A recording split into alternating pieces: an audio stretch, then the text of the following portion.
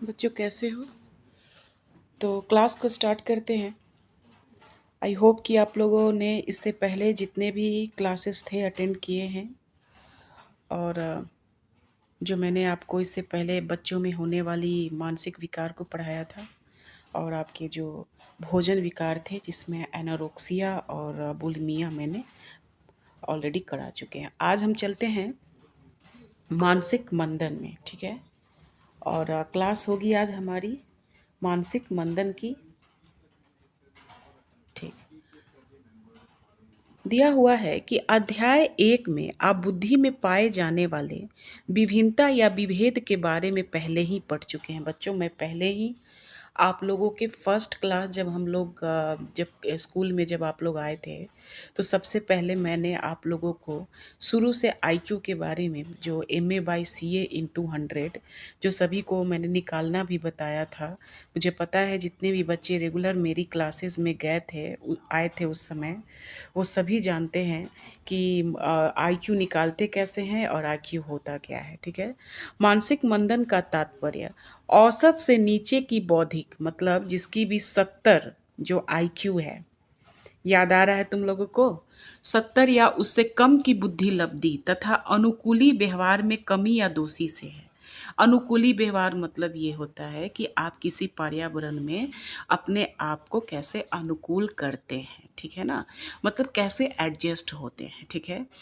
आप समाज में अभी जी रहे हैं तो कहीं ना कहीं आप तो एडजस्ट कर ही रहे हैं।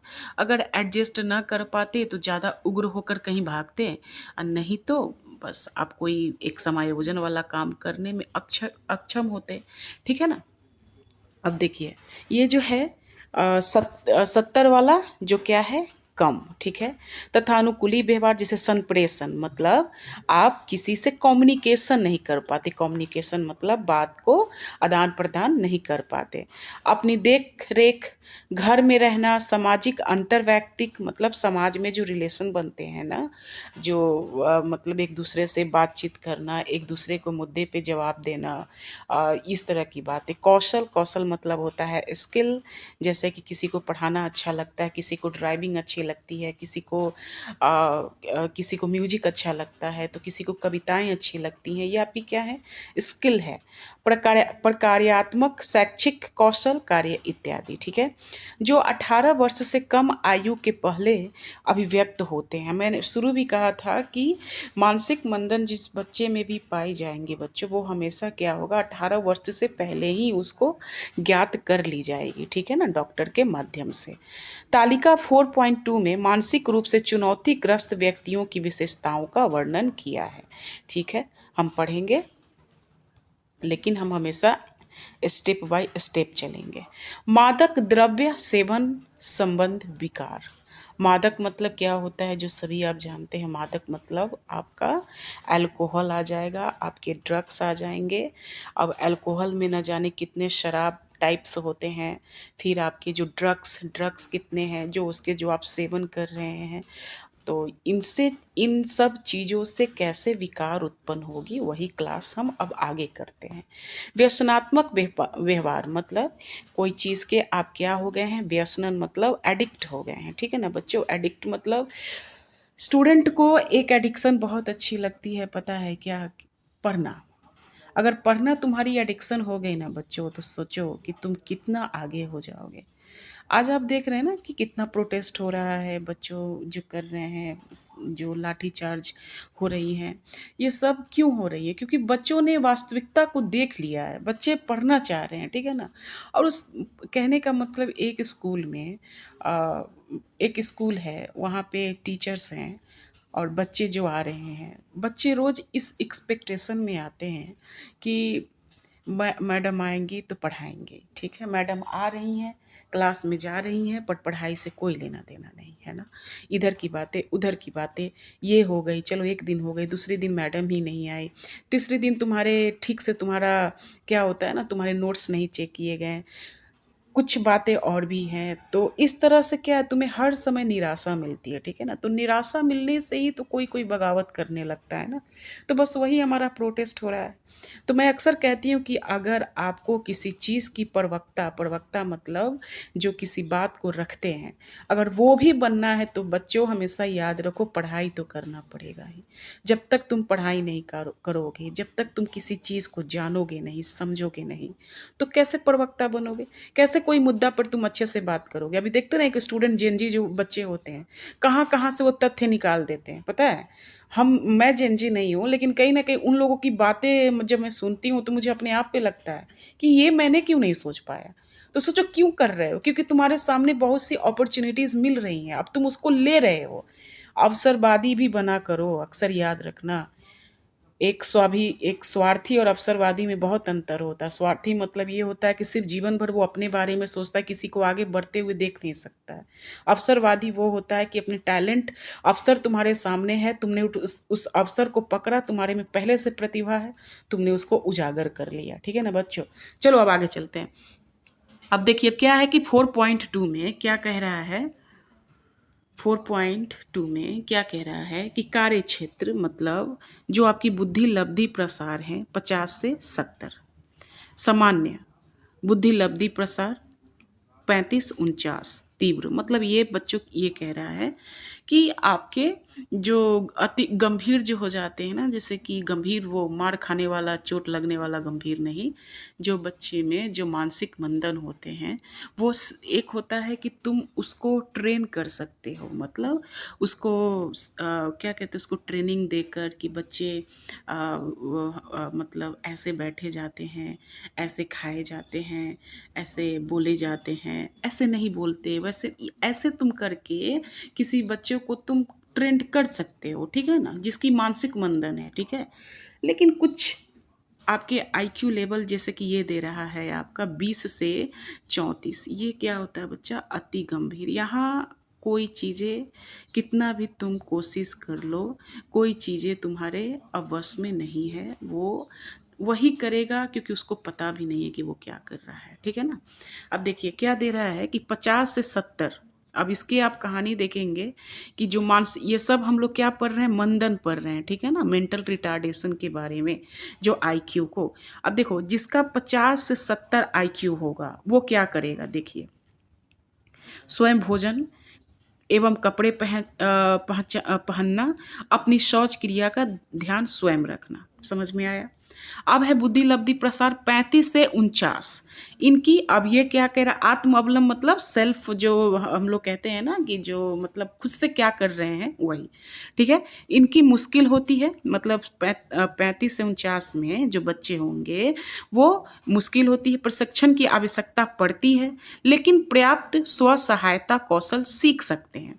क्या कह रहा है कि इसमें वो भोजन कर रहा है, कपड़े भी पहन रहा है, जिसका 50 से 70 उसका आईक्यू, लेकिन 35-49 में क्या होता है, ट्रेनिंग करना पड़ रहा है। क्या कहा था मैंने कि वो अब ट्रेन कर कर आप उसको थोड़ी बहुत कोई जीवनचर्या सिखा सकते हैं, ठीक है।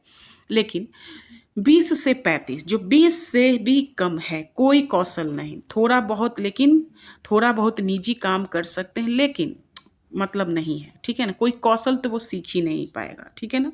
देखिए भाषा और प्रेषण, पर्याप्त ग्राही अभिव्यक्ति परक भाषा संप्रेषण को क्या कर रहा है, समझ रहा है, और क्या है वाक भाषा में क्या हो रही है, इसकी समस्या हो रही है, ठीक है। और अभिव्यक्ति भाषा खराब होती है इसमें। 20 से 35 में क्या होता है बच्चा कि तुम्हारी जो एक्सप्रेशन है वो कहीं ना कहीं तुम्हारी खराब हो रही है, एक्सप्रेशन की जो भाषा है वो खराब हो रही है, ठीक है। अब बता रहा है कि शैक्षिक मतलब पठन पाठन में वो बच्चा कैसा होगा, देखो तो इसका जो होगा उपयुक्त अधिगम पढ़े तीसरी से छठी कक्षा तक, बस समझ रहे हैं ना।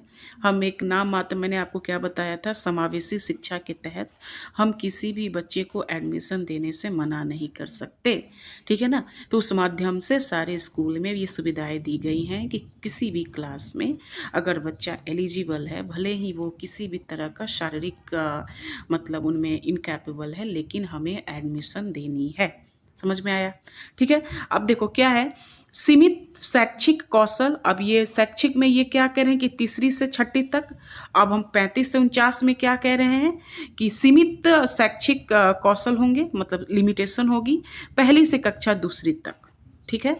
और इसमें क्या होगा बच्चे, शून्य शैक्षिक कौशल, मतलब शैक्षिक कौशल नहीं होगा, ठीक है ना। अब सामाजिक कौशल में क्या होंगे, मित्र होंगे, समायोजन तुरंत सीख लेंगे, मित्र बनाने में समर्थ होते हैं, लेकिन अनेक सामाजिक स्थितियों से परेशानी का अनुभव होता है। मित्र बनाने की क्षमता नहीं होती है और कोई सामाजिक अंतःक्रिया नहीं होती है, किसमें, जिसकी 20 से IQ लेवल कम है, ठीक है। अब देखेंगे व्यवसायिक कार्य क्या होगी, नौकरी कर सकते हैं,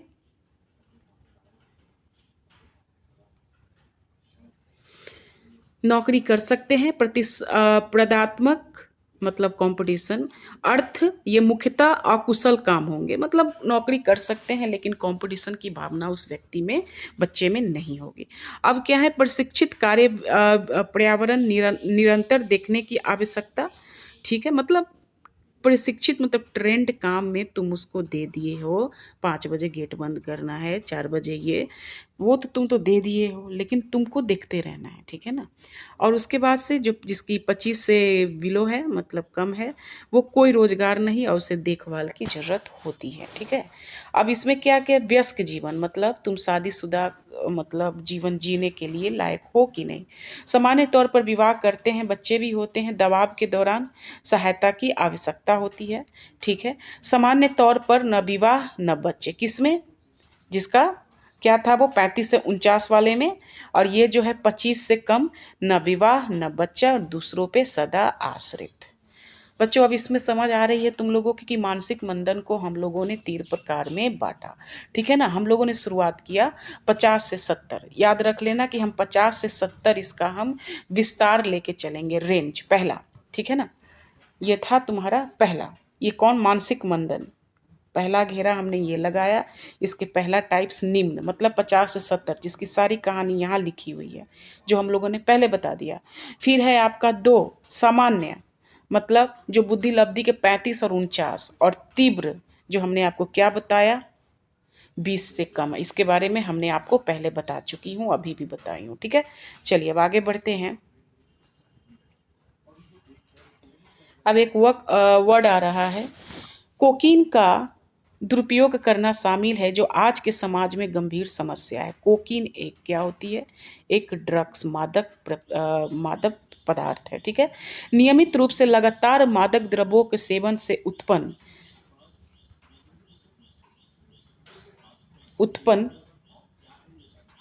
होने पर दुर्नुकुलक व्यवहारों से संबंधित विकारों का मादक दुरुपयोग विकार कहा जाता है। इन विकार से होने वाली समस्याएं व्यक्ति के शराब, कोकीन, हेरोइन द्रव्यों के सेवन के दुरुपयोग से संबंधित होते हैं, जो उनके सोचने, महसूस करने, व्यवहार में परिवर्तन होने से जुड़ी होती हैं। मादक द्रव्यों के सेवन से होने वाले विकारों में 2 तरह की उपसमूह होती हैं, जैसे मादक द्रव्य निर्भरता विकार तथा मादक द्रव्य दुरुपयोग संबंध विकार। ये सब उतना आपको करने की जरूरत नहीं है, एज पर नॉलेज पढ़ सकते हैं, ठीक है। देखिए अब क्या है कि मादक द्रव्य निर्भरता मतलब सबस्टांस डिपेंडेंस, ठीक है। जिस मादक द्रव्य का सेवन या व्यसनन, व्यसनन मतलब एडिक्ट, मतलब किसी चीज़ का आप सेवन कर रहे हो, आदत लगा चुके हो, उसके सेवन के लिए तीव्र इच्छा की जागृत होती है। मतलब ऐसा बोला जा रहा है कि कोई ऐसा आपका मादक पदार्थ है जिसका तुमको हमेशा तीव्र इच्छा जग रही है उसको लेने की। व्यक्ति सहिष्णुता और विनिवर्तन लक्षण प्रदर्शित करता है तथा उसे आवश्यक रूप से उस मादक द्रव्य का सेवन करना पड़ता है। सहिष्णुता का तात्पर्य है कि वैसा ही प्रभाव पाने के लिए अधिक से अधिक उस मादक द्रव्य का सेवन से है। विनिवर्तन का तात्पर्य उन शारीरिक लक्षणों से है जो तब उत्पन्न होते हैं जब व्यक्ति मनः प्रभावी मतलब साइकोटिक मादक द्रव्य का सेवन बंद या कम कर देता है। सवाल एक ये है जो बहुत इम्पॉर्टेंट है, इसमें ये कह रहा है कि व्यक्ति जो जिस चीज़ को लेने के लिए मतलब मादक जो ड्रग्स लेने के लिए, सिंपल सी भाषा में पढ़ेंगे, एक व्यक्ति एक ड्रग्स लेने के लिए, उसका सेवन करने के लिए उसके अंदर एक इच्छा जागृत होती है, ठीक है। व्यक्ति में सहिष्णुता और विनिवर्तन का लक्षण प्रदर्शित होता है। सही है यहाँ तक। उसे आवश्यक रूप से उस मादक द्रव्य को लेना ही पड़ता है। ठीक है, यहाँ तक सही है। अब तुम कहोगे कि ठीक है मैम, इतना तक तो हमको समझ में आ गया, ये सहिष्णुता क्या है और विनिवर्तन क्या है ना। क्योंकि ये वर्ड जो आपको दिख रहा है सहिष्णुता, विनिवर्तन, ये नाम से भी थोड़ी भयंकर लग रही है, समझ में नहीं आ रहा होगा, लेकिन कोई बात नहीं, अभी हम समझते हैं। तो देखो क्या दे रहा है। सहिष्णुता का तात्पर्य है कि व्यक्ति के वैसे ही प्रभाव पाने के लिए अधिक से अधिक उस मादक द्रव्य के सेवन से है। मतलब देखो, कभी कभी क्या होता है ना कि आप छोटे हैं, अभी अभी कुछ बातें आपको पता ना चले तो ज़्यादा बेहतर होता है। अभी क्या है कि अगर जो बहुत ही रिच फैमिली, जो अभी मैं वो जनरलाइज नहीं करती, कि मान लीजिए उसको कार का जो स्पीड, मतलब कार की स्पीड में उसको गाड़ी चलाना बहुत पसंद है, 150-60 किलोमीटर प्रति घंटा टाइप का, समझ रहे हो आप। तो उसमें वो क्या करेगा कि वो नॉर्मल वे में तो वो नहीं कर सकता ना, उसको क्या कहते हैं कि डर लगेगा ये वो। तो क्या करता है ना कि अपनी रेस, अपनी पेस को बनाने के लिए ना वो ड्रग्स लेता है कि हम हवा में उड़ रहे हैं, मतलब जैसा प्रभाव वो छोड़ा है लोगों के बीच में, बस वैसा ही प्रभाव वो करने के लिए तत्पर है कि ताकि लोग मेरा हमेशा जो मतलब मान मिल रही है, जो मुझे वो बोल रहे हैं, वो इज्जत बनी रहे। तो इसलिए वो क्या करता है कि वो एक वैसा ही एक जोरदार ड्रग्स लेता है। लेते ही वो ड्रग्स क्या होता है कि अपने आप को सोचता है कि वाह, मतलब अभी मैं हवा में उड़ रहा हूँ। ठीक है ना बच्चों, तो इस तरह का वो चीज़ है जो मैं आपको बताई पहले ही क्लास में कि कुछ बच्चे अभी ऐसा चीज़ ना जानो तो बेहतर है। क्योंकि ड्रग्स हो, अल्कोहल हो, बच्चों आज से ही दिमाग में बसा लेना कि ये सारी चीज़ें धरती की सबसे खराब चीज़ है। इस धरती पे बहुत अच्छा चीज़ है जीने के लिए, ठीक है ना। जियो, हमेशा याद रखो, अगर तुम्हें जीना है इस धरती पे ना, अच्छे चीज़ों के लिए जीना है। बहुत, दुनिया बहुत खूबसूरत है। इंडिया में हमें ये स्टेट घूमना है, हमें वो स्टेट घूमना है, हमें पैसे कमाने हैं, हमें पढ़ना है। ये सब अच्छी आदतें डालो, पॉजिटिव थिंकिंग डालो। ये व्यर्थ की चीज़ें जो होती है ना, अल्कोहल अल्कोहल शराबी, ये सब चीज़ों में दिमाग कभी भी मत जाना, ठीक है ना। तो देखो अब क्या दे रहा है कि एक तो हमने सहिष्णुता पढ़ा कि वैसे ही प्रभाव वाला। अविनवर्तन, विनिवर्तन का तात्पर्य उन शारीरिक लक्षणों से है जब उत्पन्न होते हैं, जब तब उत्पन्न होता है जब व्यक्ति साइकोटिक मादक द्रव्य का सेवन बंद या कम कर देता है। मतलब जीवन भर जो शराब पिया उसको तुम ले जा रहे हो रिहैबिलिटेशन में, और वहाँ पर तुम कह रहे हो कि अब शराब छोड़ना है, तो पता है उसका क्या होगा। हम तुमको बताते हैं, उसके हाथ पैर सब हिलेंगे, ठीक है। वो एक जगह, वो तुम लोगों ने एक फिल्म जरूर देखना, ये संजू नाम की फिल्म है रणवीर कपूर की। जब उसको भी उसके पिताजी रिहैबिलिटेशन में लेके जा रहे हैं, तो वो क्या कर रहा, उसको कैसे, मतलब कैसे वो ड्रग्स को छोड़ेगा, तो उसके लिए क्या क्या प्रक्रिया है बच्चों, वो सब चीज़ें भी आपको पता चल जाएगा कि अगर हम शराब छोड़ना चाहते हैं तो उसके बाद हमारे जो शारीरिक जो परिवर्तन होगी वही तो आपकी विनिवर्तन है। समझ रहे हैं ना। मना प्रभावी मादक द्रव्य से, वे मादक द्रव्य है जिनमें इतनी क्षमता होती है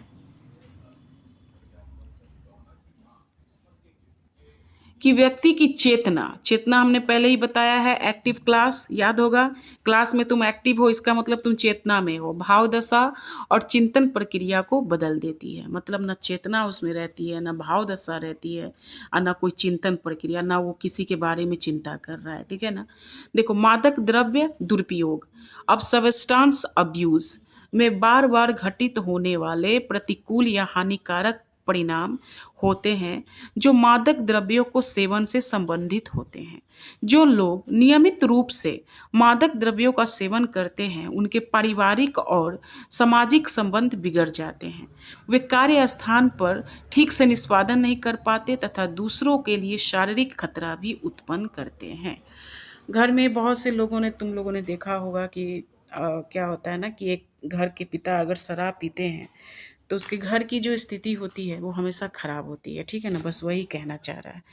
अब हम मादक द्रव्य का दुरुपयोग 3 सर्वाधिक प्रचलित प्रकारों के करेंगे, जिसमें अल्कोहल अब्यूज एंड डिपेंडेंस मतलब मद्य सेवन एवं निर्भरता पहला, दूसरा है आपका हेरोइन दुरुपयोग एवं निर्भरता, हीरोइन नहीं पढ़ेंगे, हेरोइन, ठीक है ना, और तीसरा है आपका कोकीन दुरुपयोग एवं निर्भरता, ठीक है।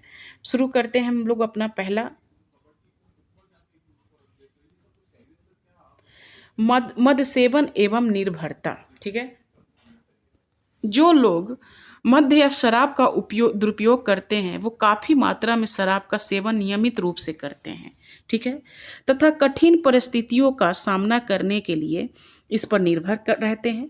धीरे धीरे शराब पी उनके सामाजिक व्यवहार तथा सोचने और काम करने की क्षमता को प्रभावित करने लगता है।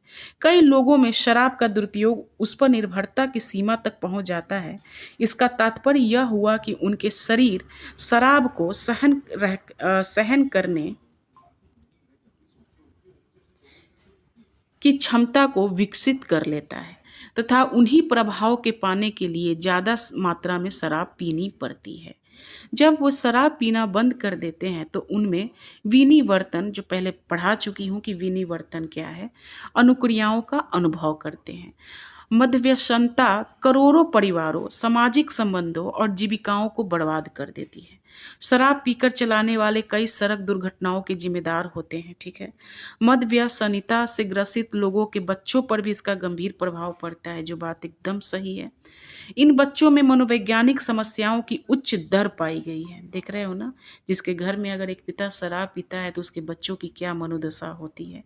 विशेषकर दुश्चिंता मतलब एग्जाइटी, अवसाद मतलब आपका जो डिप्रेशन, और आपका दुर्भीति मतलब आपकी फोबिया, ठीक है ना, और मादक द्रव्यों के सेवन के संबंध का विकार। अधिक शराब पीना शारीरिक स्वास्थ्य और गंभीर रूप से खराब कर सकता है। स्वास्थ्य और मनोवैज्ञानिक क्रियाकलापों पर शराब के कुछ दुष्प्रभाव जो आपके बॉक्स 4.3 में दिए गए हैं, बिल्कुल पढ़ेंगे लेकिन नियमित अनुसार, ठीक है। अब है हमारा हेरोइन दुरुपयोग एवं निर्भरता। हेरोइन का दुरुपयोग सामाजिक तथा व्यवसायिक क्रियाकलापों के महत्वपूर्ण ढंग से बाधा पहुंचता है, ठीक है।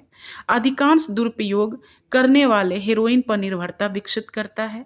इसके इर्द गिर्द अपने जीवन केंद्रित कर लेते हैं, इसके लिए सहिष्णुता बना लेते हैं। सहिष्णुता मैंने आपको बताया बच्चों क्या है, कि हम बार बार लेने की हमें जो तरफ हो रही है, दैट इज सहिष्णुता, मतलब ड्रग्स लेने की, आपकी अल्कोहल पीने की, ठीक है ना बच्चों, ठीक है।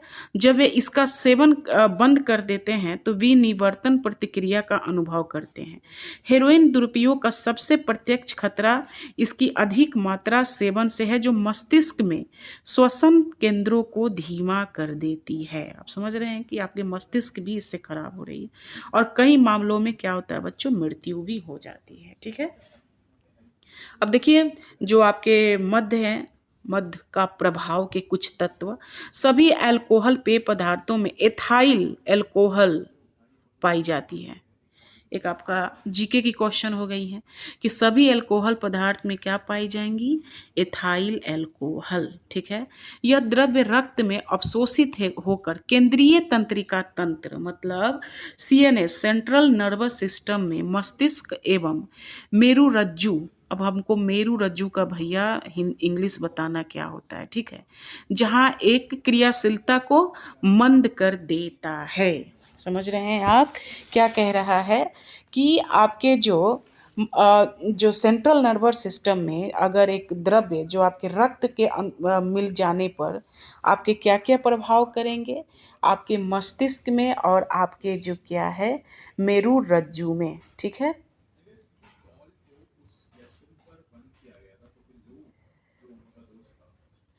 ठीक है, हम आगे बढ़ते हैं।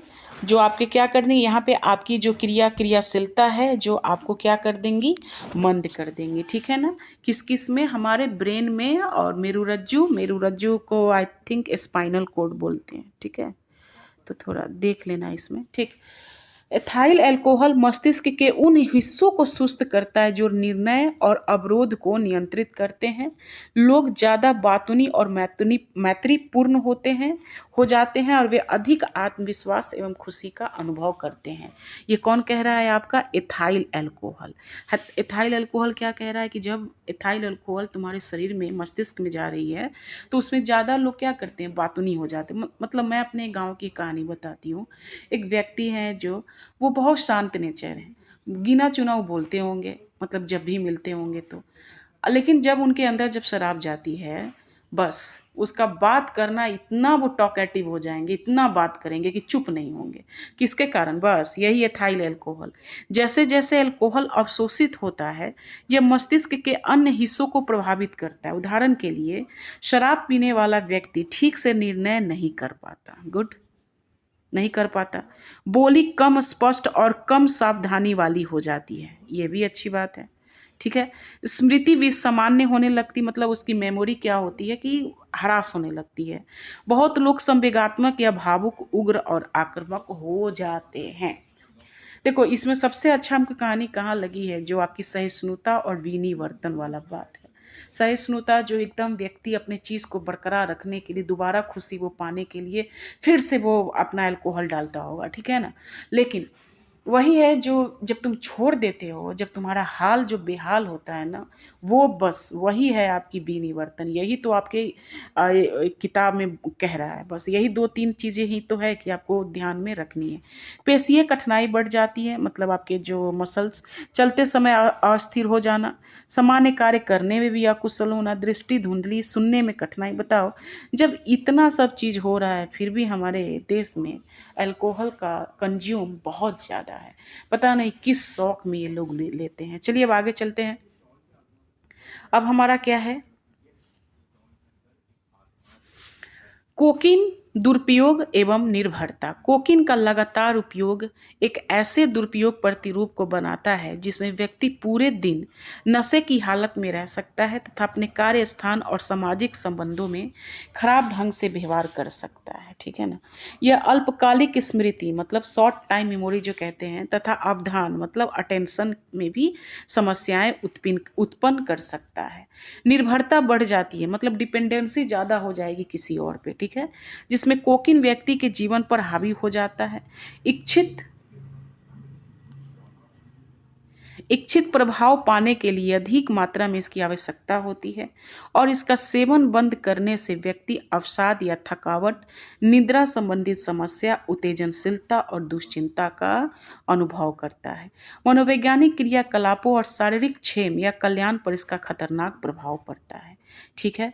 सामान्य रूप से उपयोग किए जाने वाले मादक द्रव्य पदार्थों की सूची बॉक्स 4.4 में दी गई है। अब DSM-4 में जो जो कहा जा रहा है कि आ, एक दिन मैं क्या करूँगी कि आप लोगों का 1 से 5 मिनट का वो क्लास होगा, जिसमें मैं ये आपके जो DSM है इसके बारे में मैं आप लोगों को एक पुख्ता नॉलेज दूंगी कि DSM क्या होता है। ठीक है ना। ये जो हम लोग में जो जो मतलब कितने भी हमारे जो मानसिक विकार को किस प्रकार में और किस DSM में बांटा गया है, कैसे बांटा गया है और इसका कितना वर्गीकरण है, कितना रिवाइज्ड की गई है, ये सब हम आपको बताएंगे। ठीक है ना। ये WHO से कैसे संबंधित है, ये सारे चीज़ें कहीं ना कहीं हम एक छोटा सा क्लास रखेंगे DSM-4 में। ठीक है। अब देखिए, अब क्या कह रहा है कि दुरुपयोग मादक द्रव्य पदार्थ एंड DSM-4 TR वर्गीकरण के अनुसार, मतलब दुरुपयुक्त मादक पदार्थ, मतलब DSM-4 में जो दुरुपयुक्त मादक पदार्थ जो बहुत हिट लिस्ट पे है उसका नाम दिया गया है। अब DSM-4 के अकॉर्डिंग, क्योंकि हम लोग तो DSM-4 के बारे में पढ़ेंगे ना, DSM-4 जिस जिस बीमारियों को रखा हुआ है वही अभी कहीं ना कहीं वो बीमारी एक जो जिसकी मान्यता है, जिसको हम कह सकते हैं कि हाँ इसका वर्गीकरण किया जाना चाहिए। ठीक है ना। तो देखो, अल्कोहल पहले हमने पढ़ा, एम्फिटमाइंस। ठीक है। ये देता है डाइट गालिया, मतलब ये है आपका डेक्स्ट्रो एम्फीटामाइंस, ठीक है ना, इतना पढ़ने की जरूरत नहीं है। कैफीन पढ़ लेना। कैफीन कैफीन किस किस में पाई जाती है बच्चे? जो बचपन से हम लोग सुनते आए कि भैया कैफीन जो है वो हमारे कॉफ़ी और चाय में, ठीक है ना। जो मुझे आज तक, मैं चाय की बहुत बड़ी प्रशंसक हूँ, फ़ैन हूँ, तो सब लोग मुझसे यही कहते हैं कि तुम 6 स्टैंडर्ड से तुम चाय पी रही हो और मैं अभी तक चाय पीती हूँ, ठीक है ना। ये बहुत बुरी बात है, लेकिन ये देखो मेरे अंदर भी एक आ गया ना एक तरह का एडिक्शन, व्यसन। क्या है कि मैं भी अब चाय की एडिक्शन हूँ, ठीक है। तो देखो चाय, कॉफ़ी, कैफीन युक्त सोडा, पीड़ानाशक गोलियाँ, और सॉरी ये डाइट गोलियाँ हैं बच्चा, गालियाँ मैं पढ़ ली थी इसके लिए सॉरी। डाइट गोलियाँ और पीड़ानाशक गोलियाँ और चॉकलेट कोको, ठीक है। वही मैं भी समझ रही थी कि डाइट गोलियां होता है, ये डाइट गालियां, ये क्या मैं पढ़ रही थी। चलिए, अब कोकीन में तो हम लोगों ने पहले ही समझ रखे हैं, ठीक है ना। विभ्रांति उत्पादक, विभ्रांति मतलब ये होता है बेटा हेलुसिनेशन, ठीक है ना। कोई चीज़ का तुम, जो चीज़ तुम्हारे सामने मौजूद नहीं है लेकिन तुम दूसरों के सामने कह रहे हो कि वो है, ठीक है ना, यही होता है तुम्हारा हेलुसिनेशन, ठीक है ना। एलसीडी मेस्कलाइन, ठीक है, सूंघने की दवाई, जो गैसोलीन, गोंद, पेंट, छिड़कने वाला पेन, टाइपराइटर की स्याही, ठीक करने वाला तरल जिससे तुम्हें उत्तेजक चीज़ें हो रही हैं, निकोटीन जो आपके सिगरेट और तंबाकू में, जो आप पढ़े हुए हैं बच्चों, ओपी ओपियोइड मतलब morphine, heroin, cough syrup syrup, पीड़ानाशक गोलियां, फिर मैं गालियां ना पढ़ लूँ, फेंसाइक्लिडाइन, फिर शामक मतलब आपकी जो क्या होती हैं बेहोश करने वाली दवाइयाँ। देखो इसमें तुम क्या क्या पढ़ोगे, मैं तुम्हें एक अल्कोहल पढ़ना, कैफीन पढ़ना, कोकीन पढ़ना, विभ्रांति वाला पढ़ना, निकोटीन पढ़ना, बस इसके आगे पढ़ने की ज़रूरत नहीं है, ठीक है ना। चलिए अब आगे बढ़ेंगे। तो यहीं पे बच्चों हमारी चौथी चैप्टर ख़त्म हो रही हैं, जो बड़ी खुशी की बात है। मुझे बहुत अच्छा लग रहा है कि हमने कंप्लीट कर लिया अपना जो सबसे इम्पॉर्टेंट चैप्टर था। आपके एग्ज़ाम में टिल 4th चैप्टर तक आए थे, लेकिन फिर भी मैंने चैप्टर 4th को एक बार और पढ़ाने की कोशिश की। इससे ये होता है बच्चों कि कहीं ना कहीं तुम क्या कर रहे हो कि बेसिक चीज़ें की नॉलेज हासिल करना, इट्स योर राइट। ये हमारी टीचर का भी दायित्व है कि हमें क्लास नहीं तरपाना है, सिलेबस को तरपाना नहीं है। कितना भी हो सके हमें विद इन इतना ईयर में हमें पूरा बच्चों के दिमाग में डालना है, ठीक है। चलिए, अब इसमें क्या क्या प्रमुख पद थे बच्चे जो हमने अपसामान्य मनोविज्ञान पढ़ा, समाज विरोधी व्यवहार, दुश्चिंता पढ़ा, स्वलीनता पढ़ा, संस्था विमुक्ति पढ़ा, ब्रह्माशक्ति, ये रोग उन्मुक्ता दबाव, भोजन विकार। तो बच्चे ये सब चीज़ें हम लोगों ने कर चुके हैं, ठीक है। असामान्य व्यवहार क्या है, पहला सारांश भी थोड़ा देख लेते हैं। असामान्य व्यवहार वह है जो विसामान्य, कष्टप्रद, अपक्रियात्मक और दुखद होता है। उन व्यवहारों को अपसामान्य समझा जाता है जो सामाजिक मानकों से विचलित होता है, ठीक है ना। हमेशा याद रखना, असामान्य व्यवहार किसे कहते हैं? जो सामान्य से परे हैं एवं सामाजिक मानकों से विचलित हैं। बस इतना ही सिंपल सा लिखने की जरूरत है। असामान्य व्यवहार के इतिहास में 3 परिप्रेक्ष्य या दृष्टिकोण होती हैं, ठीक है ना। ये जो हम लोगों ने पढ़ा है, अति प्रकृति, जैविक या आंगिक, मनोवैज्ञानिक, अंतःक्रिया या जैव मनो जो भी है, फिर 3 जैविक, मनोवैज्ञानिक और सामाजिक, ठीक है। अब मानसिक विकारों का वर्गीकरण जो आपके विश्व स्वास्थ्य संगठन मतलब WHO जो मैंने आपको पढ़ाया है, एवं ICD, वही बता रही हूँ कि मैं एक दिन 5 मिनट की क्लास में WHO, ICD-10 और आपके जो DSM है, और फिर आपके जो हाँ यही अमेरिकी मनोरोग संघ DSM-4 द्वारा क्या क्या है, ये सब मैं एक बार पूरा कंप्लीट करवा देती हूँ जिससे आपको समझने में दिक्कत नहीं होगी, क्योंकि ये क्लास एक अलग डिजर्व करता है, ठीक है। अब देखिए, अब सामान्य व्यवहार की व्याख्या करने के लिए कई प्रकार के मॉडल प्रयुक्त किए गए हैं। जो असामान्य व्यवहार की जो व्याख्या करने के लिए कई मॉडल प्रयुक्त किए गए हैं। ये जैविक मनोगतिक है, व्यवहारात्मक है, संज्ञानात्मक है, मानवतावादी अस्तित्वपरक है, रोगोन्मुक्ता दबाव केंद्र है, और सामाजिक संस्कृति उपागम है, ठीक है बच्चों। अब देखो क्या है कि कुछ मनोवैज्ञानिक विकारों में दुश्चिंता, कायारूप, भावदशा, मनोविदलन, विकासात्मक, ये सब चीज़ हम लोगों ने ऑलरेडी कर चुका है, ठीक है। रही बात ये आपकी क्वेश्चन, अब तुम मुझे बताओ कि अवसाद या उन्माद, अवसाद और उन्माद से संबंधित लक्षणों की पहचान कीजिए। ठीक है, हम ऐसा करेंगे कि हम नेक्स्ट क्लास में बच्चों क्या करते हैं कि ये सारे क्वेश्चन को मैं छोटा छोटा करके मैं आपको या तो एक पीडीएफ बनाऊंगी जिसमें ये कुछ आंसर क्वेश्चन लिखा रहे, या मैं खुद बोल के आपको बताती हूँ। ठीक है, मेरी आवाज़ को धीरे धीरे सुनना और कॉपी में भी लिख लेना। ठीक है ना। चलिए, तो नेक्स्ट क्लास में हम लोग क्वेश्चन आंसर की तरफ जाएंगे। ठीक है, चलिए, बहुत अच्छी बात है। क्लास थोड़ा पढ़ते रहिए बच्चों, अच्छा लगेगा अगर आप पढ़ेंगे तो। चलिए, फिर मिलते हैं हम लोग।